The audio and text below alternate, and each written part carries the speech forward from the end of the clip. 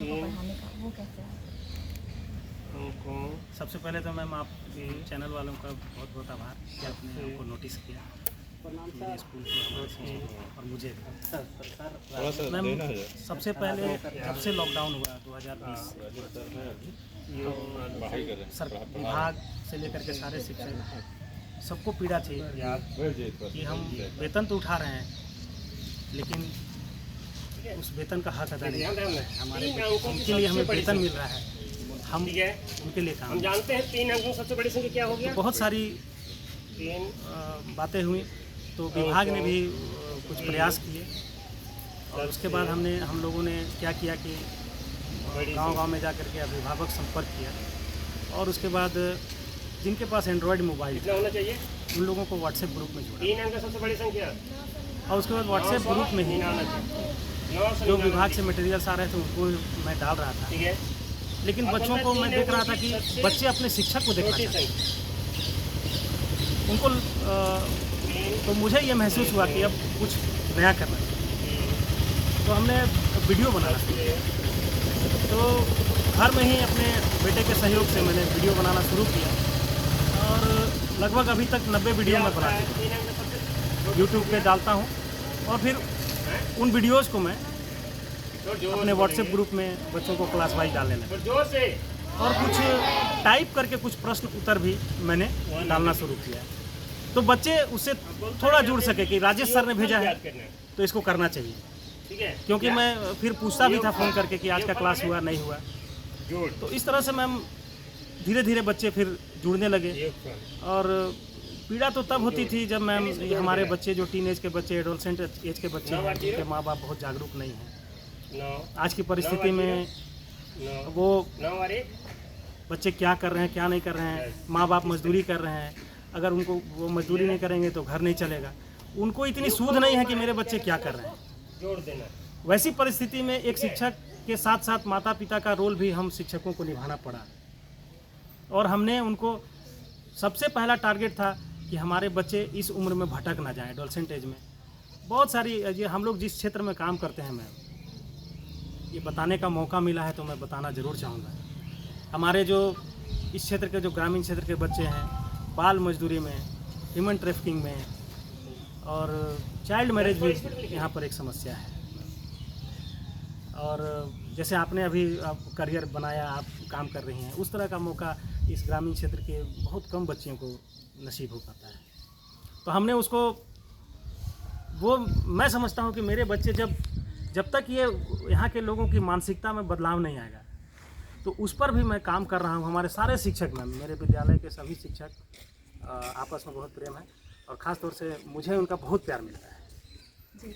और क्योंकि ये जो आपने शुरू किया मोहल्ला क्लासेस तो उसमें ऐसा कुछ प्रॉब्लम्स भी आए थे कि कुछ पेरेंट्स एग्री ना हुए हो इसके लिए या फिर नहीं मैम, पेरेंट्स ने हाथों हाथ लिया और बच्चों में भी ये ललक थी कि ये पढ़ाई मेरा छूट रहा है, वो उस गैप को भरने के लिए आतुर थे।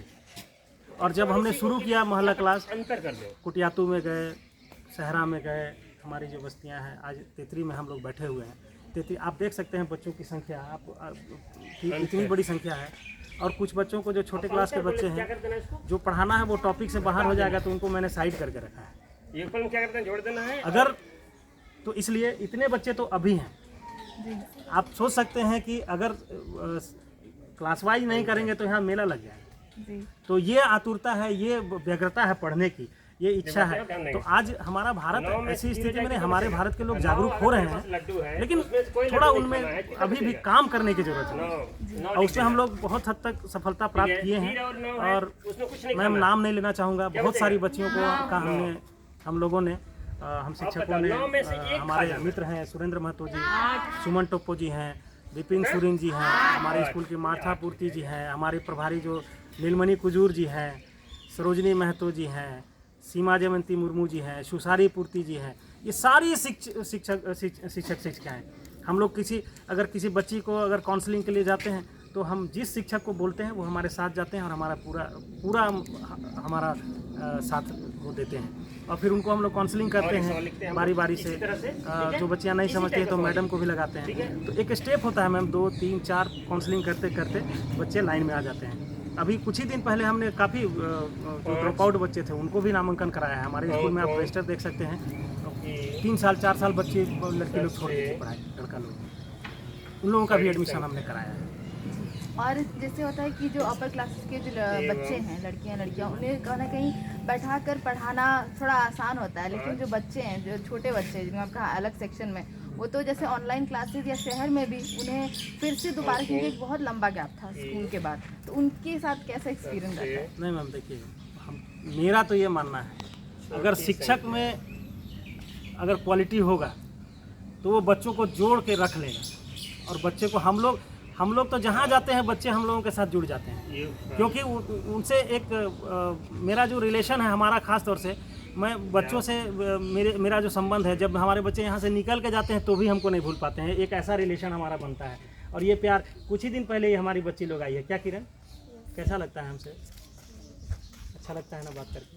तो इस तरह से हम लोग बहुत एक फ्रेंडली रिलेशन बनाते हैं। और बच्चे जो ऐसे बच्चे हैं जो बहुत सारी घर की बातें जो किसी और को नहीं बताएंगी, या उनके साथ जो फेस हो रहा है वो किसी और को नहीं बताएंगे, मेरे को आके बता देते हैं बच्चे। तो हम उसको फिर देखते हैं कि हमारी मैम सॉल्व कर सकती है या उनके माता पिता तक कैसे उसको ले जाया जाए, फिर हम काम करते हैं उसमें। जी, इस तरीके से जो आप अभी काम कर रहे हैं और आगे अच्छा जा रहा है, बच्चों का भी रिस्पांस मिल रहा है मैम। लेकिन ऐसा कोई टाइम आया कि लगा कि जैसे हार मान जानी चाहिए, या फिर सिचुएशन शायद सारे बच्चे कलेक्ट ना हो पाए? मैम देखिए, मेरे साथ तो ऐसा है ना, मैं फौजी बाप का बेटा हूँ, मेरे फादर आर्मी रिटायर्ड है, तो मैं शुरू से ही हार मानने का नेचर तो मेरे में है ही नहीं। हमारे शिक्षक जानते हैं कि हम और हमारे ये गार्ड हैं, हम शुरू से हम हार तो मानते ही नहीं हैं। यहाँ पे काम करना है, बस इस जज्बे के साथ काम करना है। और ये हार मानने वाली बात जिस दिन आ जाएगी उस दिन तो फिर बहुत दिक्कत, उस दिन तो आदमी डेड हो जाएगा। इसलिए हार तो मानना ही नहीं है। और जैसे सीनियर जो 9th से 12th क्लासेस हैं कुछ, वो तो अब शुरू भी हो गए हैं कई जगह, लेकिन कह सकते हैं जो मध्य क्लास विद्यालय हैं वहाँ जो बच्चे हैं अभी तक उनका कुछ सुनिश्चित नहीं हुआ है कि वो कब तक शुरू होगा।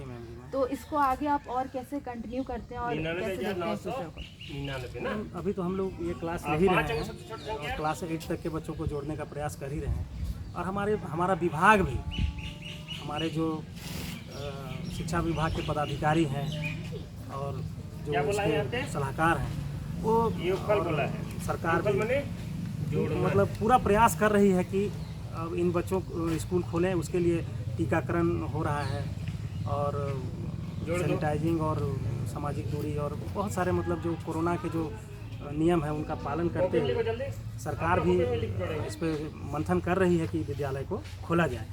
और हम लोग भी चाह रहे हैं, लेकिन एक डर है।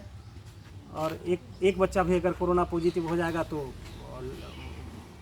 लांछन सरकार पे लगती है, शिक्षकों पे, विभाग पे, बहुत सारी बातें होती हैं। लेकिन अब अगर ये कोरोना के चलते हम लोग बहुत ज़्यादा डर जाएं और अपना ज़िंदगी यहीं रोक दें, बच्चों की ज़िंदगी यहीं रोक दें, तो ये देश, समाज, देश सबके लिए बहुत घातक होगा। इसलिए मेरा तो मानना है कि सामाजिक दूरी का पालन करते हुए, कोरोना नियमों का पालन करते हुए विद्यालय को खोलना चाहिए। अब कहा है कि काफ़ी देर हो चुकी है, ऐसा ना हो कि हमारा जो ये जनरेशन है उसको फिर बहुत मुश्किलों का सामना करना पड़ेगा आने वाले समय में, अगर ये गैप नहीं भरेगा तो। मेरा आखिरी आपसे सवाल यही रहेगा सर कि जो बच्चे शहर में हो या वैसी सिचुएशन हो कि जहाँ उनके पास ऑनलाइन सुविधा है, स्मार्टफोन है, लेकिन तब भी कहीं ना कहीं लोग बहाना या वैसा बना देते हैं कि पढ़ाई नहीं हो पा रही है, स्कूल में जाना, और ऐसे में ये एक मोहल्ला क्लासेस जैसा एग्जाम्पल सेट करना कि बच्चे आकर के पढ़ रहे हैं घर से, तो उनको क्या मैसेज रहेगा आपका?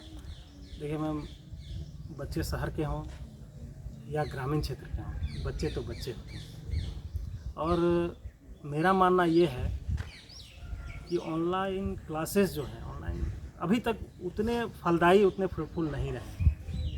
उसका रिज़ल्ट जो मिलना चाहिए मैम, वो मेरा एक आकलन है कि वो रिज़ल्ट नहीं मिल पाया है। मैं अपने घर में, हमारा बेटा भी है, मैंने इस चीज़ को महसूस किया है, हमारी बेटी भी है, वो मतलब मुझे लगता है कि जो रिज़ल्ट मिलना चाहिए वो नहीं मिल पा रहा है। क्योंकि बच्चे कंसंट्रेट नहीं कर पा रहे हैं।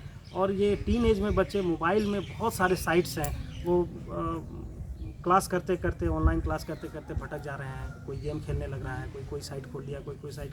ये मतलब बहुत ही डेंजरस हो जा रहा है हमारे बच्चों के लिए। और अब इससे अब देर करना ठीक बात नहीं है, इससे निकलने का वक्त आ गया है।